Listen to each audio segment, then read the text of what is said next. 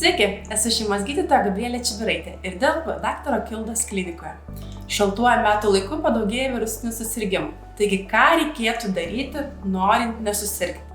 Pirmiausia, reikėtų reguliariai plautis rankas vandeniu ir muilu bent 20 sekundžių. Sergantis virusinė infekcija žmonės virusą įprastai nešioja ir ant savo rankų, kuris gali išlikti gyvybingas net iki 2 valandų. Taigi paspaudęs sergančiam žmogui ranką ir po to palietus savo veidą, nosį, burną, akis, jūs rizikuojate susirgti virusinę infekciją.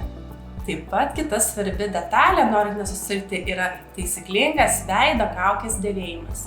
Moksliniais tyrimais yra įrodyta, jog taisyklingas veido kaukės dėvėjimas sumažina tikimybę užsikrėsti virusinę infekciją.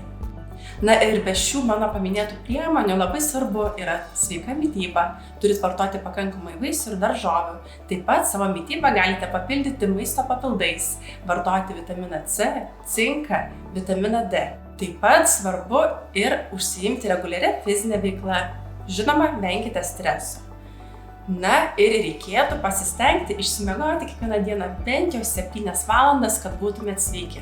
Jeigu turite daugiau klausimų, kaip apsisaugoti nuo virusinių infekcijų, bakterinių infekcijų ar kitų ligų, užsukite į Dr. Kildos kliniką.